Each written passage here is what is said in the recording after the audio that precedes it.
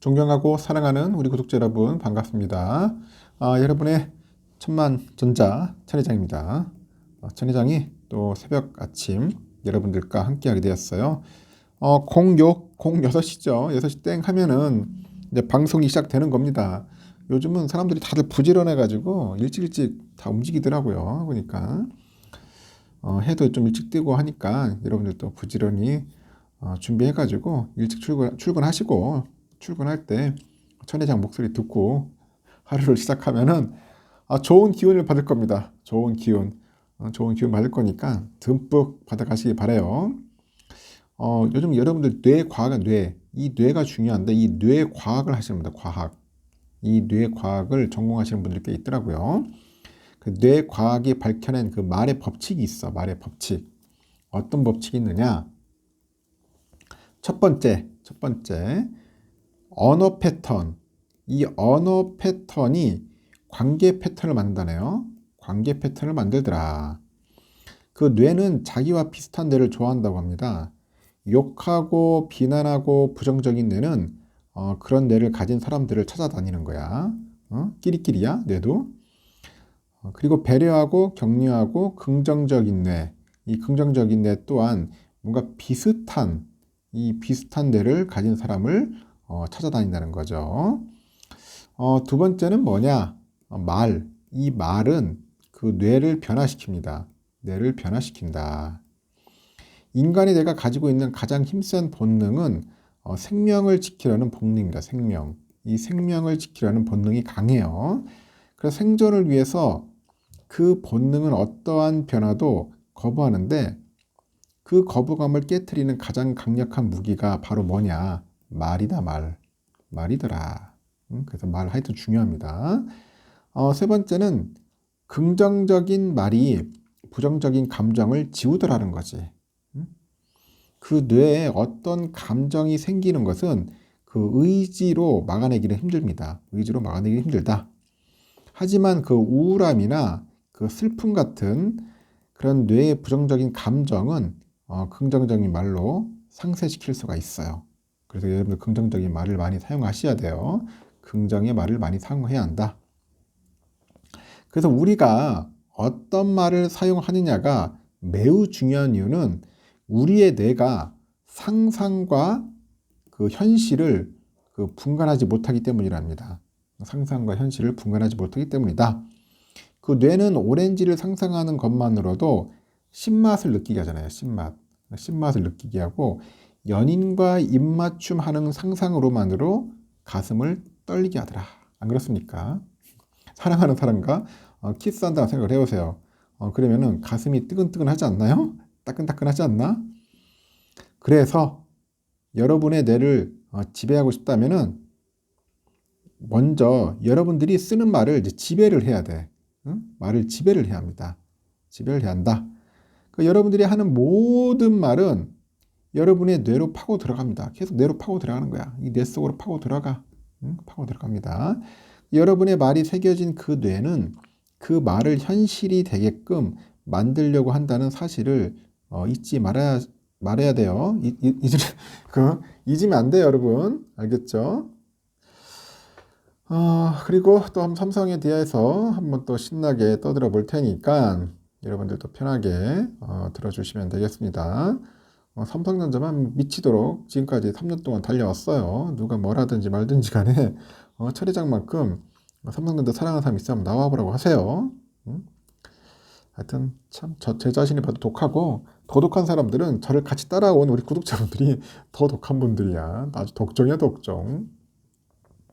삼성전자가 최근에 출시한 2023년형 네오 QLED가 있어요.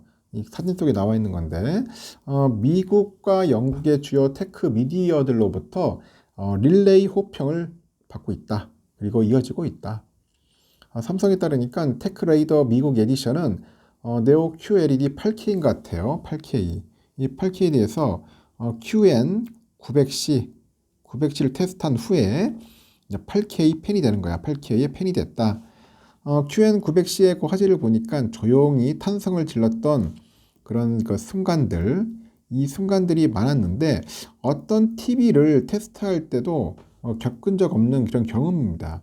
겪은 적 없는 경험이라고 그렇게 논평도 하고 있어요. 그 해당 매체에서도 유튜브의 그 8K 콘텐츠의 훌륭함하고 더불어 가지고 저화질을 고화질로 업스케일링한 그 4K 콘텐츠에 대해서도 호평을 합니다. 그 테크레이더는 그 네오 QLED 4K 모델인 QN95C 이 제품은 유기 발광 다이오드의 진화를 보여주는 최적의 사례라고 합니다. 그래서 미니 LED하고 퀀텀답 기술을 해가지고 결합해서 완벽에 가까운 블랙을 구현했다고 합니다. 밝기와 색 표현 또한 아주 뛰어나다.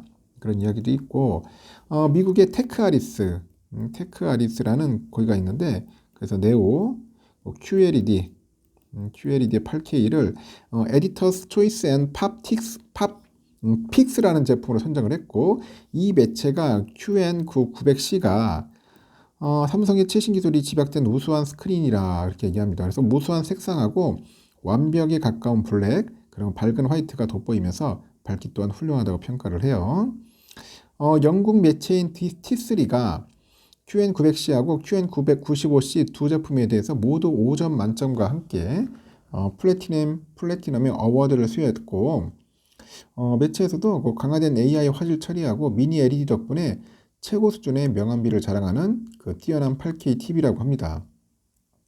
그 8K 화질과 강력한 사운드를 강점으로 뽑았습니다. 아유, 저도 하나 사고 싶다. 지르고 싶네요. 이 매체에서 삼성전자의 그 모델들이 강력한 스피커 시스템하고 돌비 애트모스 탑재를 해가지고 몰입감 넘치는 사운드를 가졌다고 하죠.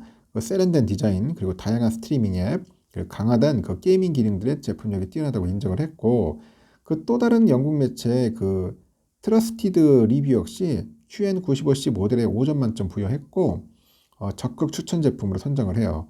이 매체에서 전작 대비 화질이 현격하게 업그레이드됐다. 색 정확도가 뛰어난 4K 영상을 아주 디테일하게 선명하게 구현한다고 합니다. 또 지금까지 봐왔던 어떤 TV에서도 응답이 빠르고 빠져드는 게이밍 경험이었다. 강력해진 게이밍 관련 기능을 강점으로 꼽기도 하고 영국의 엑스퍼트 리뷰 역시 우수한 SDR, HDR 성능과 차세대 게이밍 기능을 앞세워서 추천 제품으로 선정을 했고요. 이 매체에서 QN95C는 모든 게이머들에게 훌륭한 선택지가 될 것이다. 상상할 수 있는 모든 게이밍 기능을 가졌다고 극찬을 합니다. 2023년 네오 그 QLED는 삼성만의 혁신 기술로 진화를 거듭해온 제품이고 화질, 사운드는 물론이고요. 디자인과 사용성을 모두 갖춘 제품들이죠. 글로벌 TV 시장 18년 연속 1위 달성할 것이다 언급합니다. 참 탐납니다. 탐내.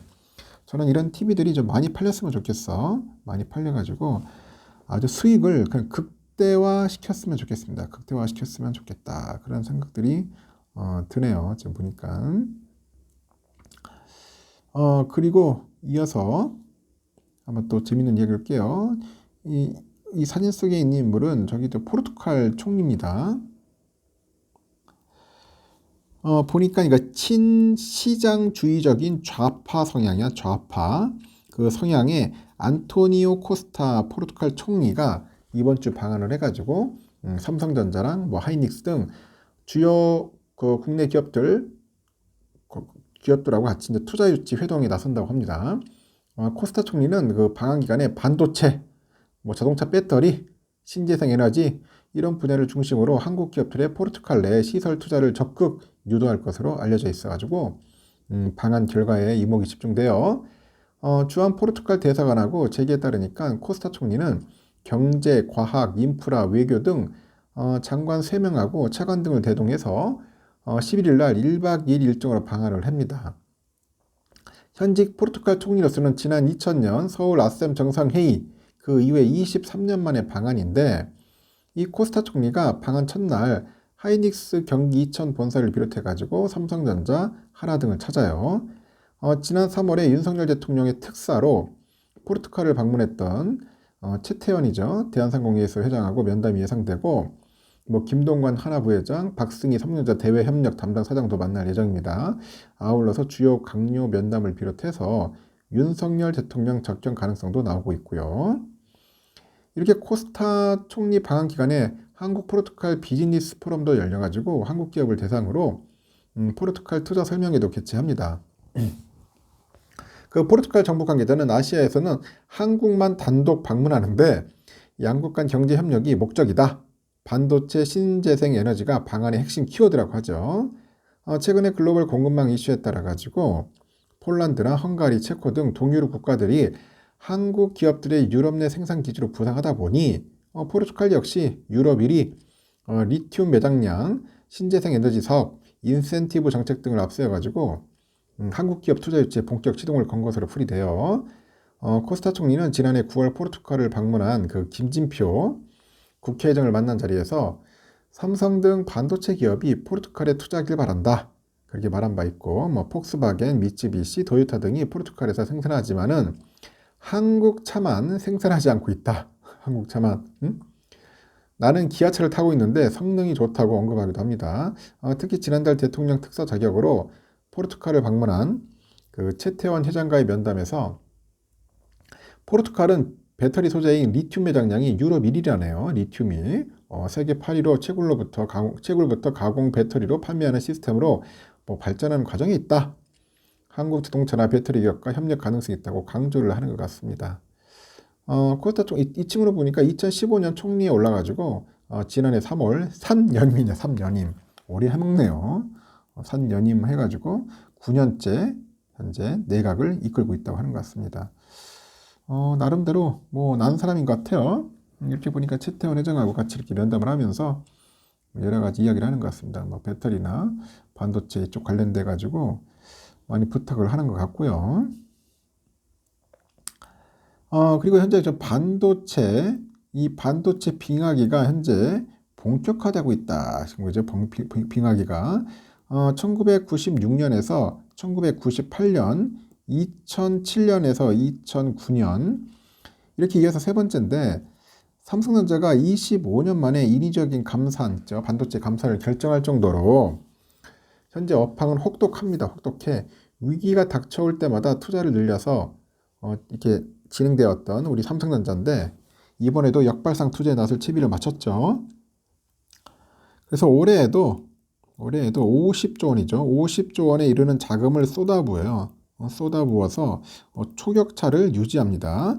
해빙기를 대비하겠다는 그런 포석이 있는데 현재 전자하고 증권업계 따르니까 삼성전자에서 반도체를 담당하는 그 DS 부분의 올해 투자 규모가 45조에서 50조 정도 되는 것 같아요.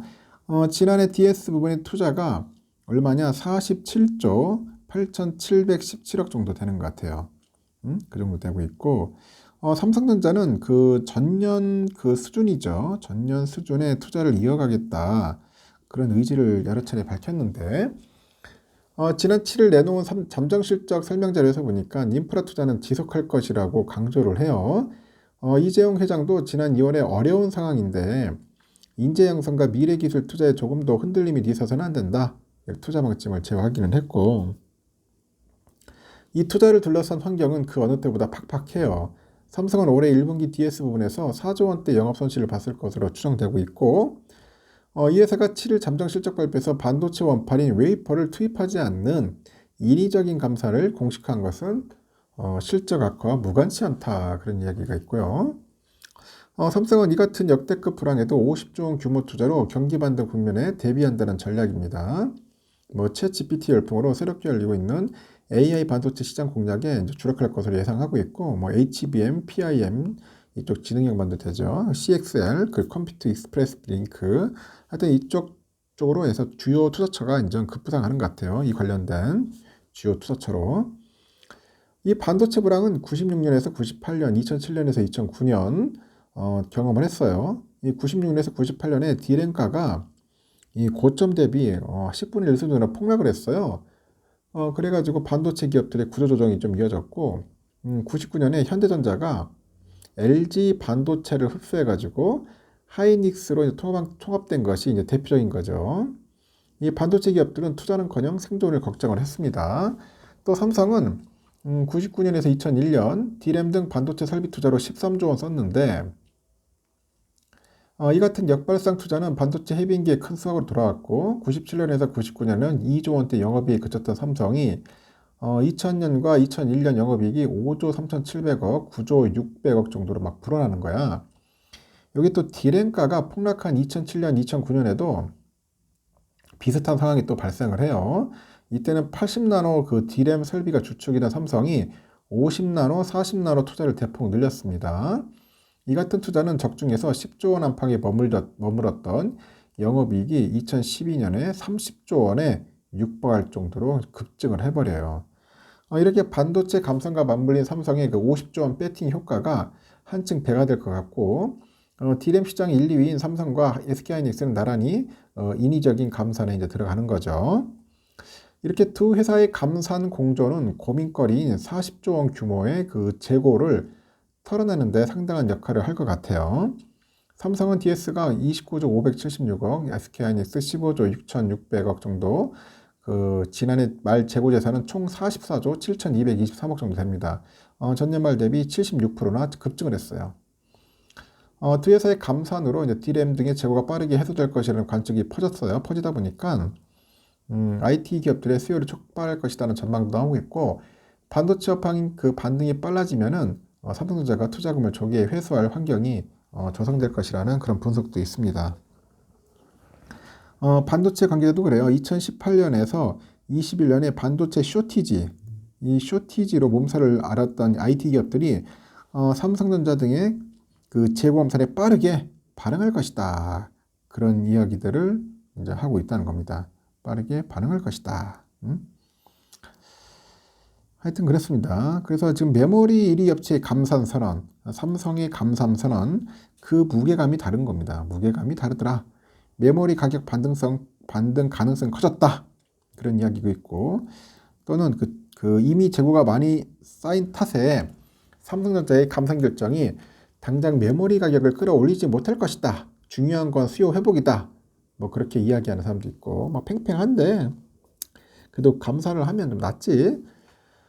노감산 그 전략을 유지하던 그 삼성이 지난해 7일날 올해 1분기 잠정 실적 발표하면서 예상을 깼어. 그리고 정책적으로 감산을 결정하니까 시장은 대환호했죠. 글로벌 메모리 2, 3위 하이닉스, 마이크론에 이어서 삼성까지 감산 행렬에 동참하는 거고, 근데 메모리 가격 반등을 넘어서 반도체 업턴 그 시점을 앞당겨서 향후 실적 개선까지 뒤따를 것이다. 그런 전망도 있고, 당장 이날 이제 삼성전자하고 하이닉스 주가는 여러분들 아시다시피 4.3%, 6.3% 급등을 했어요.